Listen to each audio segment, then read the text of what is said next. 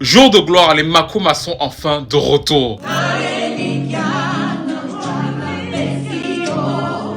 Pour ceux qui ne les connaissent pas, les Makoma sont un groupe de gospel chrétien. Mais en fait, c'est un groupe particulier parce qu'il y a pas mal d'influences modernes pour l'époque de leur musique. C'est-à-dire qu'ils commencent en 99, ils sortent un deuxième album en 2002, un troisième album en 2005. Et en fait, il y a beaucoup d'influences R&B, hip-hop, très modernes pour leur époque, avec des tubes comme Napesi.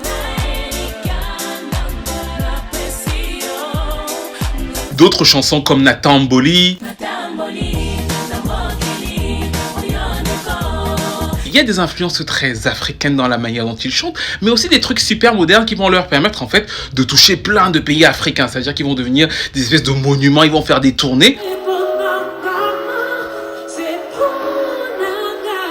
Makoma a été notamment porté par cette jeune dame et souvent je le dis très très souvent même, pour moi c'est une des meilleures chanteuses que j'ai jamais écoutées, en tout cas de ma vie. Je me rappelle que j'étais très très jeune la fois ils viennent faire leur concert au Cameroun. Moi de face comme ça, et vous savez que j'ai vu beaucoup de chanteurs, j'ai rarement vu quelqu'un aux États-Unis, en France et tout chanter comme cette jeune femme là, comme j'ai vu en fait. Elle m'a impressionné, incroyable, c'est une espèce de incroyable dextérité vocale et vous le voyez par exemple sur des titres comme Tolingana.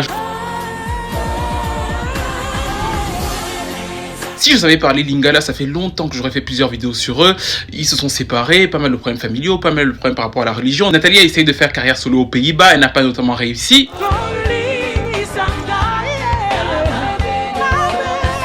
Et là, ils reviennent et j'ai hâte de savoir ce que ça va donner parce qu'ils ont appris à chanter ensemble. Et c'est ce que j'aime beaucoup dans leur formation.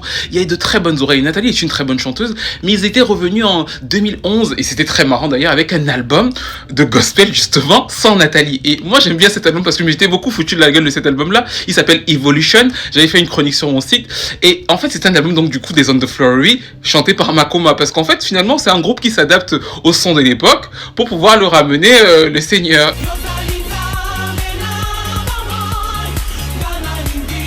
Et du coup c'est trop marrant parce que sur le premier single vous les voyez tous là en boîte de nuit et tout, ils sont à fond alors qu'ils chantent Jésus-Christ.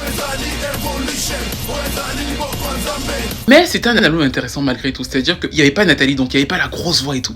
Et finalement, vous voyez qu'il y avait quand même de la vraie musicalité. Notamment, je trouve que Annie est souvent méprisée. Pourtant, je trouve qu'elle a un truc un peu à la Chelsea, elle apporte de la vraie musicalité, un peu à la T-Boss des fois. C'est-à-dire que c'est chanté, très posé, très grave. Elle apporte quelque chose, toujours. Pengani aussi est très bonne, enfin bref, j'ai hâte, vous voyez, je suis un vrai fan de Makoma, j'ai hâte de savoir ce que ça donnerait un album en 2025 et de voir comment ils vont s'adapter aux influences musicales de cette époque-ci. Est-ce que vous avez aussi hâte pour ce retour et quelle est votre chanson préférée des Makoma en fait?